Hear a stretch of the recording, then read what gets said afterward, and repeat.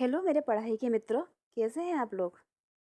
उम्मीद करती हूँ कि ऐसे माहौल में भी आपकी पढ़ाई अच्छी चल रही होगी और आप लोग सब सुरक्षित होंगे। मित्रों, पिछले कुछ दिनों में जो वीडियो मैंने बनाए थे वो सारे ही कला के बहुत महत्वपूर्ण प्रश्न थे जो आए हुए थे। उसी श्रृंखला में आगे बढ़ते हुए आज मैं उसका भाग 5 बना रही हूँ। और इससे पहले कि हम पढ़ाई शुरू करें, मैं आपसे निवेदन करूँगी कि अगर आपने अभी तक मेरा चैनल सब्सक्राइब नहीं किया है तो प्लीज़ सब्सक्राइब करके बेल आइकन को प्रेस कर दें, जिससे कि जितने भी नए वीडियो मेरे आएँ वो आप तक पहुंच पाएँ और उसका नोटिफिकेशन आपको मिल पाए। और दोस्तों, अगर आप कोई नया चैप्टर पढ़ना चाहते हैं तो प्लीज़ कमेंट करके मुझे बताएं, और कुछ नई चीज़ें ऐड करवाना चाहते हैं तो वो भी बताएं। तो चलिए शुरू करते हैं पिछले वर्षों में पूछे गए कला के कुछ महत्वपूर्ण प्रश्न।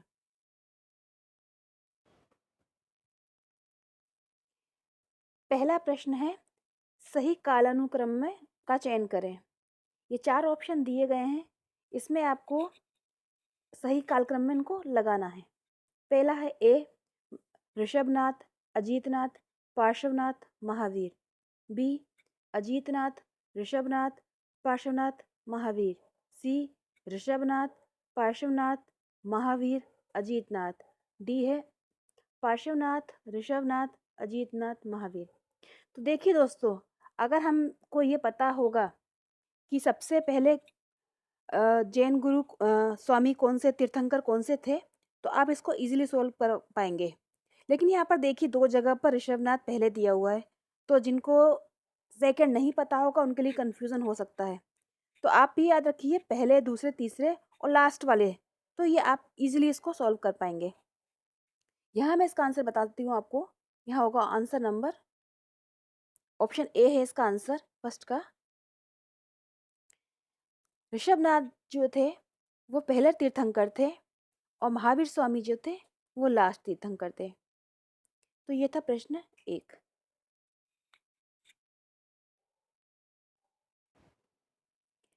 दूसरा प्रश्न है, 24वें तीर्थंकर कौन थे। तो मित्रों, अभी आपको मैंने बताया कि ऋषभनाथ जी जो थे वो पहले थे। अब यहाँ पर पूछा गया है 24वें, तो मैं आपको थोड़ा सा और बताना चाहूँगी कि ऋषभनाथ जी पहले थे, अजीतनाथ जी द्वितीय नंबर के थे, पार्श्वनाथ जी थे वो 23वें थे, और यहाँ पूछा है 24वें, तो इसका आंसर हो जाएगा महावीर, ऑप्शन बी महावीर। अगला प्रश्न नंबर 3, कौन सा बौद्ध मूल ग्रंथ कई शाही इमारतों में चित्रित आकृतियों के अस्तित्व का वर्णन करता है। Option A Vinaya Pitaka, B सूत पिटक, सी अधिधम्मा, और डी उपरोक्त में से कोई नहीं। तो मित्रों, इसका आंसर हो जाएगा option number A Vinaya Pitaka. थोड़ा सा बताना चाहूंगी मैं कि जो विनय पिटक है ये शाही इमारतों में चित्रित आकृतियों के अस्तित्व का वर्णन बौद्ध मूल ग्रंथ विनय पिटक का वर्णन किया गया है। और बौद्ध ग्रंथ में का 3 मूल ग्रंथ हैं। इसमें है फर्स्ट विनय पिटक, दूसरा है सूत पिटक और तीसरा अधिधम्म पिटक। तो याद रखिए 3 है और पहला जो है उसमें विनय पिटक है। और ये जो है वो महायान शाखा में चित्रण किया गया है। बौद्ध धर्म की 2 शाखाएं थी, महायान और हीनयान। हीनयान वाले शाखा के जो अनुयायी थे वो किसी भी तरह की मूर्ति पूजा में और इस तरह की बातों में विश्वास नहीं रखते थे, और जो महायान था वो चित्रण और इस चीजों को मानता था। अगला प्रश्न है नंबर 4, चोर पंचासिका द्वारा लिखा गया। ए वात्स्यायन, बी यशोधर पंडित, सी शशिकला, डी विल्हड़। तो मित्रों, इसका आंसर हो जाएगा ऑप्शन नंबर डी विल्हड़। चोर पंचाशिका विल्हड़ द्वारा लिखा गया था, और इससे ही मिलता जुलता नाम है एक कल्हड़। याद रखिए कई बार कंफ्यूजन होता है। तो चोर पंचाशिका विल्हड़ ने लिखा था। अगला प्रश्न है नंबर 5, जय मंगला के लेखक हैं। ए पंडित यशोधर, बी विष्णु शर्मा, सी श्री कुमार, डी वात्स्यायन। तो जयमंगला के जो लेखक हैं वो हैं पंडित यशोधर, ऑप्शन ए। अगला प्रश्न है नंबर 6। अगला प्रश्न है नंबर 6। लघु चित्रकला भारत के किस हिस्से में विकसित हुई? देखिए इसमें 4 ऑप्शन दिए हैं और लघु चित्रकला मतलब मिनिएचर पेंटिंग, ये पूछा गया किस हिस्से में विकसित हुई। ए उत्तरी, बी उत्तर पश्चिम, सी पूर्वी, डी उत्तर पूर्व। तो दोस्तों इसका आंसर है ऑप्शन नंबर सी पूर्वी। पूर्वी हिस्से में भारत की लघु चित्रकला या जिसे कहा जाएगा मिनिएचर पेंटिंग वो विकसित हुई थी। अगला है नंबर 7। लघु चित्रकला की शुरुआत भारत के किस राजवंश से हुई? मिनिएचर पेंटिंग की शुरुआत भारत में किस राजवंश से हुई, किस शासन में हुई, ये पूछा गया है। ए पाल, बी जैन, सी मुगल, डी मौर्य। तो मित्रों इसका आंसर है ए पाल। पाल शासकों ने भित्ति चित्रण लघु चित्रण करवाए थे और कई सारे ग्रंथों की रचना करवाई थी। तो लघु चित्रकला की जो शुरुआत हुई थी वो पाल राजवंश से हुई थी, जो कि पश्चिम बंगाल से थे।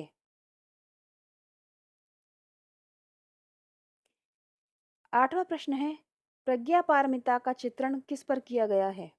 ए कागज, बी कपड़ा, सी ताड़पत्र, डी भित्ति।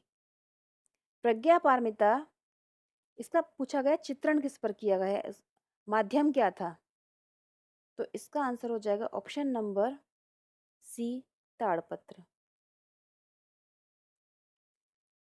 अगला प्रश्न है नंबर 9। मांडू किस राज्य में स्थित है? ए मध्य प्रदेश, बी कर्नाटक, सी महाराष्ट्र, डी झारखंड। इसका आंसर हो जाएगा option number A Madhya Pradesh.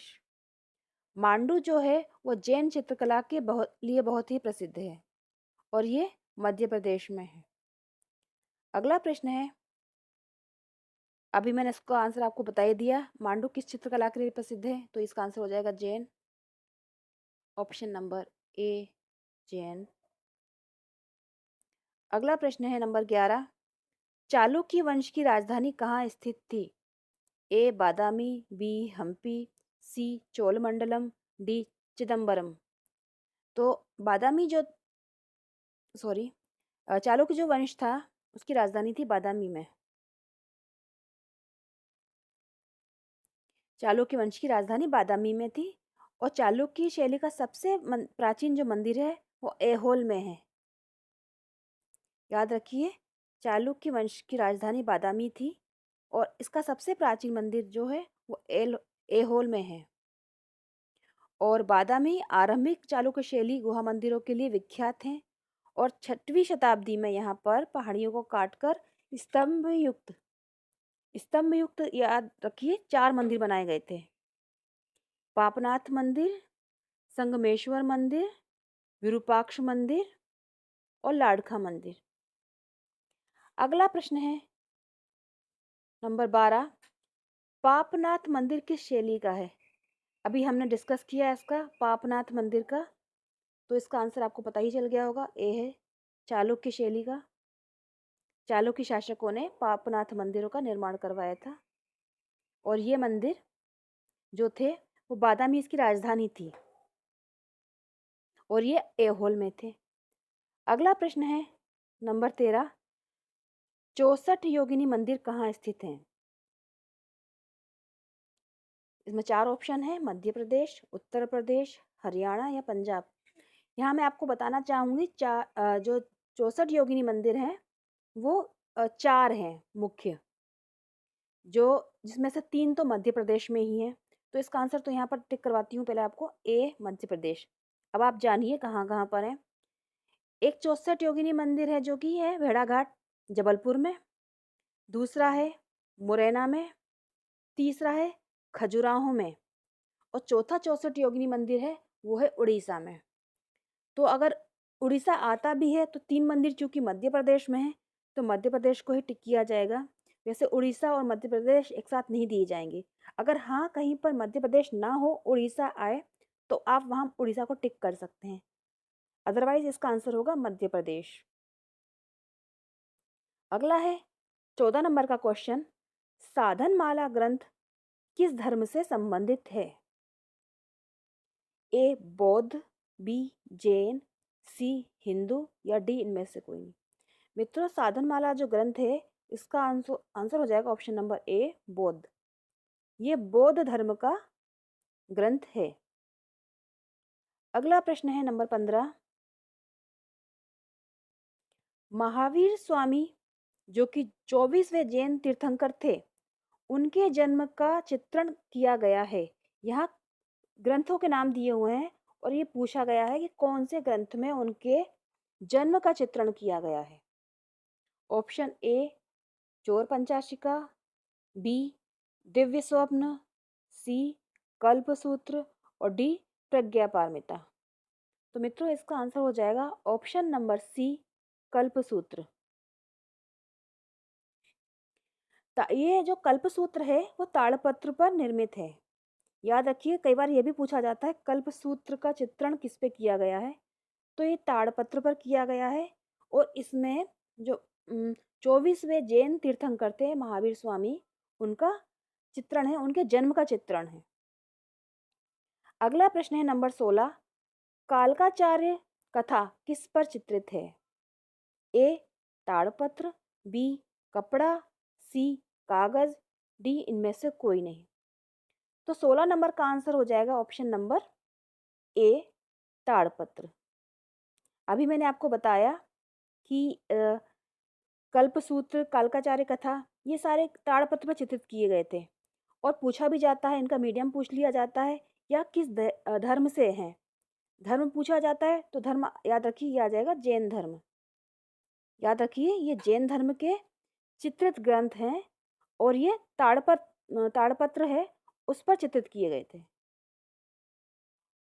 अगला है 17 नंबर, कल्पसूत्र की तीसरी प्रति कहाँ पर है? तीसरी प्रति कहाँ पर सुरक्षित है ये पूछा गया है। ए जौनपुर, बी अहमदाबाद, सी दिल्ली, डी आगरा। याद रखिए मित्रों, कल्पसूत्र है इसकी 3 प्रतियां प्राप्त हुई हैं और जो कि स्वर्ण अक्षरों में लिखी गई थी। जो तीसरी प्रति है वो मिली थी हमें जौनपुर से। इसका आंसर हो जाएगा ऑप्शन नंबर ए जौनपुर से। अगला प्रश्न है नंबर 18, कालकाचार्य कथा यह एक डैश हस्तलिखित चित्रित ग्रंथ है। देखिए, वही क्वेश्चन है जो अभी मैंने आपको समझाया था कि यहाँ पूछा गया किस धर्म का है। तो अभी मैंने आपको बताया ये जैन धर्म का चित्रित हस्त ग्रंथ है।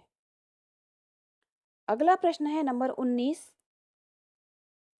महावीर स्वामी का रंग कौन सा है? ए पीला, बी हरा, सी काला, डी नीला। इसका आंसर बताने से पहले मैं आपको थोड़ा सा इसका डिटेल बताती हूँ। पार्श्वनाथ जी थे, उनका रंग था नीला। नेमिनाथ जी का रंग था काला।